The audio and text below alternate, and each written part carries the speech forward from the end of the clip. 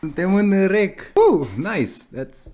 That's pretty much it. Salut lume, eu sunt Nevi și mi-am găsit la un nou clip de pe acest canal. De data aceasta vorbim despre cel mai recent serial de la Marvel apărut și anume What If. O să vorbim despre primul episod, so cu spoilere acum, deci vă zic de pe acum, mai bine urmăriți primul episod din What If dacă vreți să vă uitați la acest clip, pentru că mi este foarte greu să vorbesc despre un episod, să-i fac recenzie fără să ofer câteva spoilere pe aici pe acolo, să încerc să nu dau, astfel încât oamenii care nu au văzut primul episod totuși să înțeleagă sau să-i fac curioși să se uite la serialul What If. Acum, înainte să-i dăm cu intro, aș vrea să vă invit pe serverul de Discord, unde o să găsiți un link în descriere, cred că printre primele linkuri, oricum vă descurcați voi, și în cazul în care nu ați intrat, o puteți să o faceți pentru că o să facem watch party-uri, cel puțin primul watch party la What If s-a făcut deja la primul episod fără mine, o să încerc și eu să ajung la câteva episoade de pe acolo și să mai stăm la discuții după, așa că dacă vreți să vedeți episoadele din What If și multe alte filme, seriale, puteți să o faceți oricând pe serverul de Discord, unde este o atmosferă destul de amuzantă, toată lumea e extrem de friendly și cumva simți că faci parte din comunitate, dar cu siguranță dacă e un motiv principal pentru care eu te-aș invita să intri, să te uiți la un episod împreună cu noi sau la un film sau whatever, e pur și simplu pentru atmosferă care e extrem de family friendly, aș putea zice, și e extrem de caterincă și chiar puteți să legați anumite prietenii. Și by the way, o să fiu și eu la Comic Con în luna aceasta, pe la sfârșitul lunii este Comic Conul, așa că pentru cine este pe acest canal și vine la Comic Con, ei bine, ne întâlnim acolo, ar fi foarte fain să ne strângem acolo câțiva oameni și să mai stăm la povești așa face to face, pentru că pe Discord deja ne-am obișnuit. Așa că, intro.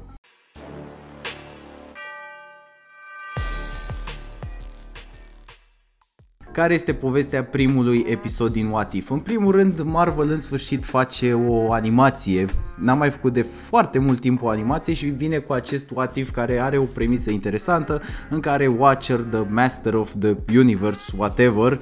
narează diferite scenarii și alte multiversuri în care cel puțin ce am văzut noi în MCU s-ar fi întâmplat altfel. Și îmi place că au început cu primul episod, deși primul episod premisa cu Agent Carter, practic cu Peggy Carter, care devine The New Captain America și are destul de mult sens, adică mi-a plăcut felul cum a devenit ea Captain America. Îmi place cumva că au luat Captain America The First Avengers, adică dacă vă uitați la episod e fix primul film Captain America transpus în această animație și luând cele mai importante scene și beat-uri din filmul respectiv și făcându-le altfel. Și chestia asta mi-a plăcut, sunt foarte curios cum o să facă tot serialul, pentru că din câte știu sunt 8 sau 9 episoade. Pare cumva că o să le lege și de la episod la episod o să înaintăm în timeline-ul creat de Marvel, ceea ce mi se pare destul de mișto. Dar acum, dacă e să vorbim de două aspecte importante aici, ar fi de poveste din primul episod și de animația din primul episod. Și dacă ar fi să vorbim de poveste, este un whatever, este cum îi zice și numele, un what if, adică să nu aveți foarte mari așteptări, cel puțin la episodul acesta eu am avut cele mai mici așteptări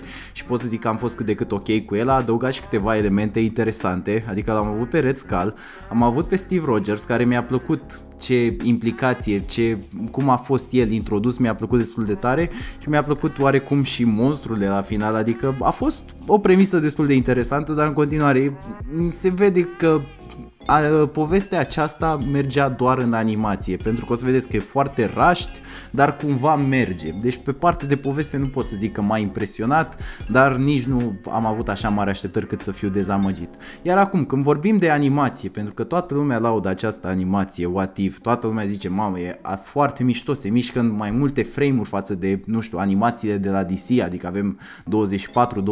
24-25 de frame-uri, adică e ceva revoluționar, stilul de animație, whatever. Ei bine, o să vă zic de pe acum, Marvel în 2008 a scos un serial numit Iron Man Armored Adventures, pe care îl găseam și noi la ziar pe DVD-uri. Și dacă o să vă uitați la o scenă, două, din Iron Man Armored Adventures și după vă uitați la What If, o să vedeți că seamănă destul de mult și Marvel nu a inovat mai nimic. Adică cred că animația aia se mișca, tind să cred, dacă nu în 24, oricum în 20-22 de frame-uri, dar într-adevăr nu era atât de bine polișată, mă gândesc din cauza și perioadei, mă gândesc că nu a fost un buget alocat așa mare animației respective, pentru că o să vedeți în What If, pe lângă că e animația mult mai fluidă, este conturat fiecare personaj în parte, o să vedeți liniile de contur mai îngroșate, lumina pică atât pe environment foarte bine cât și pe personaje, lucru pe care nu prea vedeam lumina să pice pe personaje, adică când punem o lampă aici,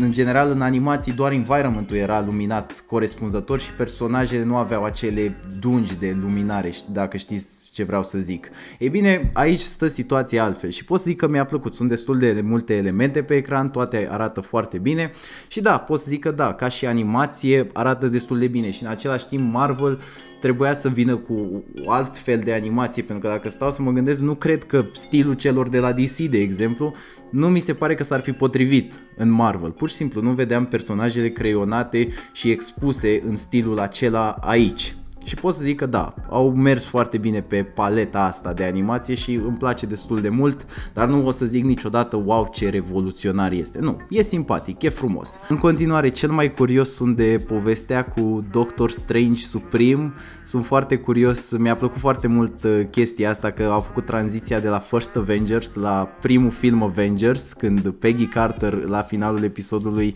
ajunge în New York în locul lui Loki, ceva de genul acesta, adică ajunge în locul acela, dar replica pe care Nick Fury alături de Hawkeye o dă e exact replica pe care Nick Fury a dat-o lui Steve Rogers când s-a întâlnit prima oară cu el, că războiul s-a încheiat acum 70 de ani. Și chestia asta mi s-a părut foarte interesantă și pare să facă așa un mashup între toate aceste filme și o să fie easter egg into easter egg into easter egg și se anunță cel puțin o animație destul de fan până la sfârșit și sunt foarte curios și de arcul lui Watcher, dacă o să primim un arc în sensul acesta. Dar cam atât a fost și cu această recenzie. Lasă-mi părerea ta în secțiunea de comentarii despre acest episod și până în data viitoare nu uita de like, share, subscribe, un subscribe și pe canalul The Boys și dacă vrei să devii membru o poți face oricând prin butonul de join pentru a susține acest canal să producem din ce în ce mai multe clipuri pentru voi. Acestea fiind zise, noi ne revedem când ne vom revedea.